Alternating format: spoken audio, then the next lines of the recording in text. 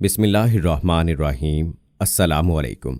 इल्म की बात देखने वालों को राव कमर रिजवान नई वीडियो में खुश आमदीद कहता है। दोस्तों, इस वीडियो में हम बात करने वाले हैं कि अजान के वक्त कुत्ता क्यों रोता है। आपने देखा होगा कि अजान के वक्त, खास तौर पर फजर की अजान के वक्त बहुत ज्यादा कुत्ते रोते हैं। इनकी क्या वजह है, किस वजह से ये कुत्ते रोते हैं, ये हम आपको आज की इस वीडियो में बताएंगे। और दोस्तों, इसके साथ साथ हम आपको अजान से जुड़े एक अजीम मोजज़े के बारे में भी बताएंगे और ये भी बताएंगे कि अजान के वक्त किन किन बातों का ख्याल रखना चाहिए और अजान के क्या क्या आदाब हैं, ये भी हम आपको आज की इस वीडियो में बताएंगे। दोस्तों, वीडियो बहुत ही प्यारी होने वाली है, लिहाजा आपने इस वीडियो को आखिर तक जरूर देखना है। वीडियो में आगे बढ़ने से पहले गुजारिश है कि हमारे चैनल इल्म की बात को सब्सक्राइब कर लें और साथ में मौजूद बेल आइकॉन को भी जरूर प्रेस करें ताकि आने वाली हमारी वीडियोस का नोटिफिकेशन आपको बर वक्त मिलता रहे। वीडियो को लाइक और शेयर भी जरूर करें। दोस्तों, हर कोई ये जानना चाहता है कि आखिर क्या वजह है कि अजान होते ही कुत्ते रोने लग जाते हैं और अजान पूरी होते ही खामोश हो जाते हैं, और ऐसा खास तौर पर फजर की अजान के वक्त होता है। तो चलिए आपको बताते हैं कि इसकी क्या वजह है। दोस्तों, अल्लाह ताला ने जानवरों के अंदर एक ऐसी ताकत अता फरमाई है जो हम इंसानों को नहीं दी है, जबकि अल्लाह ताला ने इंसानों को अशरफुल मखलूकात बनाया है, यानी कि तमाम मखलूकात में सबसे बेहतर बनाया है। लेकिन अल्लाह ताला ने इंसान को वो ताकत नहीं दी जिससे वो आसमानों या फिर चलते फिरते शैतानों, बलाओं या फिर मुसीबतों को देख सके। लेकिन ये जानवर उन्हें देख सकते हैं और बेजुबान होने की वजह से इंसान को नहीं बता सकते। लिहाजा वो ऐसी आवाजें निकाल कर इंसानों को खबर करने की कोशिश करते हैं। तो जैसे ही अजान शुरू होती है, खासकर फजर की अजान, तो जितने भी शैतान और बलाएं होती हैं वो रात के वक्त ज्यादा निकलते हैं और अजान की आवाज सुनते ही वो तमाम शैतान और बलाएं वहां से भागना शुरू कर देते हैं। ये देखते ही कुत्ते रोने जैसी आवाजें निकालना शुरू कर देते हैं। कुत्ता जब किसी इलाके में बहुत ज्यादा रोता है और अगर कुछ ही दिनों में उस इलाके में किसी का इंतकाल हो जाता है, तो इसलिए उन्हें मनहूस समझकर लोग उन्हें भगा देते हैं। वो बेजुबान मनहूस नहीं होता, बल्कि उसे ये इल्म होता है कि इस इलाके में कोई भी मुसीबत आने वाली है और वो इंसान को आगाह करने की कोशिश करता है। तो दोस्तों, आप समझ गए होंगे कि अजान होते ही कुत्ता क्यों रोता है।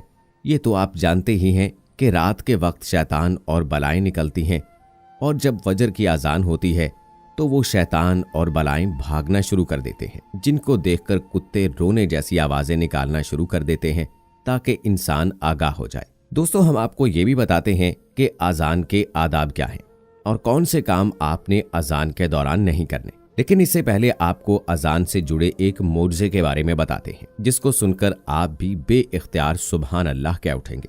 और ये मोजज़ा अल्लाह ताला की अजमत की एक बहुत बड़ी दलील भी है। और ये मोजज़ा ये है कि अजान की आवाज ऐसी वाहिद आवाज है जो कि दुनिया भर में 24 घंटे गूंजती रहती है, और 24 घंटों में कोई लम्हा ऐसा नहीं है जिसमें अजान की आवाज दुनिया में ना गूंज रही हो। ये आवाज मुसलमानों को नमाज के लिए पुकारती है और हर वक्त कानों में रस घोलती है। दुनिया भर के माहिरीन के मुताबिक दुनिया भर में हर वक्त गूंजने वाली आवाज अजान की आवाज है। माहिरीन के मुताबिक हर रोज इंडोनेशिया के मशरकी जजायर से फजर की अजान का आगाज होता है और बैक वक्त हजारों मौज़िन अल्लाह ताला की तौहीद और नबी करीम सल्लल्लाहु अलैहि वसल्लम की रिसालत का ऐलान करते हैं। मशरकी जजायर से ये सिलसिला मगरबी जजायर तक चला जाता है। 1.5 घंटे बाद समाट्रा के देहात और कस्बात में अजानें शुरू हो जाती हैं और फिर ये सिलसिला 1 घंटे बाद ढाका पहुंचता है। बांग्लादेश में अजानों का सिलसिला खत्म नहीं होता कि कोलकाता और श्रीलंका में अजानें होने लगती हैं। दूसरी जानब कलकत्ता से ये सिलसिला मुंबई तक पहुंचता है और पूरे भारत की फजा तौहीद और रसालत के ऐलान से गूंज उठती है। एक रिपोर्ट के मुताबिक श्रीनगर और सियालकोट में फजर की अजान का वक्त एक ही है। इस अरसे में पाकिस्तान में फजर की अजानें गूंजती हैं। पाकिस्तान में ये सिलसिला शुरू होने से पहले अफगानिस्तान और मस्कत में अजानें शुरू हो जाती हैं। मस्कत से बगदाद तक 1 घंटे का फर्क है।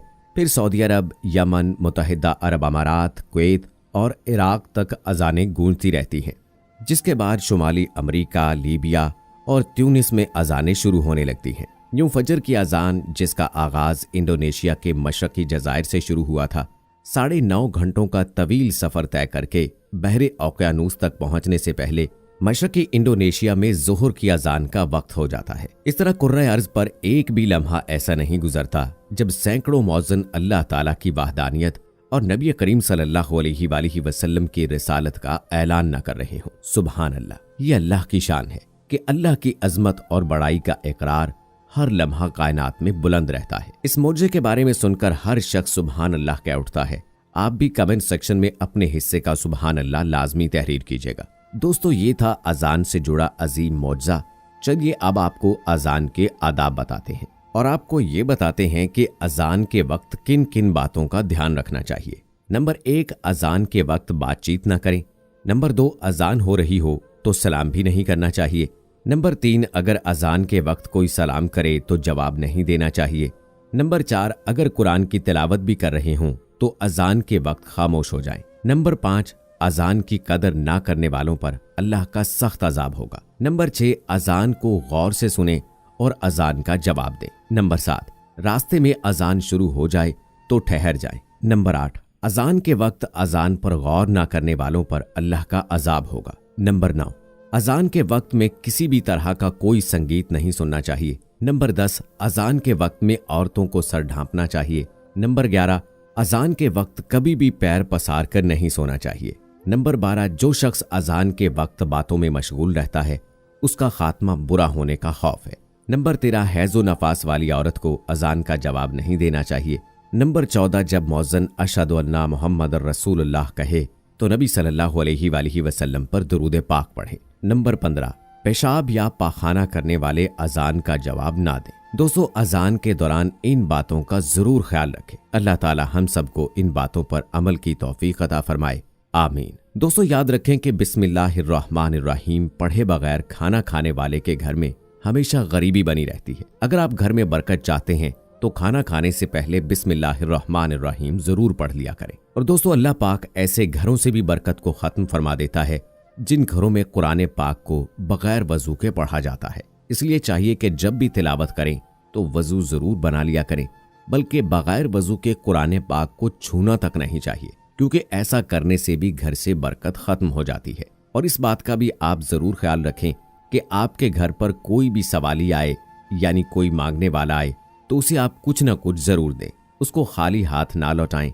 अगर आप उसको खाली हाथ लौटाते हैं और उसके मुंह से आपके लिए कोई बद्दुआ निकल गई तो आपका घर तबाह बर्बाद हो सकता है। दोस्तों, हम ये उम्मीद करते हैं कि आपको हमारी आज की ये वीडियो जरूर पसंद आई होगी। अगर आपको हमारी आज की ये वीडियो पसंद आई है तो सबसे पहले तो इस वीडियो को लाइक करें और अपनी राय का इजहार कमेंट सेक्शन में करें। और आपसे एक बार फिर दरख्वास्त है कि आप हमारे चैनल इल्म की बात को जरूर सब्सक्राइब कर लें और साथ ही लगे घंटी के बटन को भी क्लिक करें ताकि आपको हमारी आने वाली मजीद वीडियोस का नोटिफिकेशन मिलता रहे। मिलते हैं अगली वीडियो में, तब तक के लिए अल्लाह हाफिज।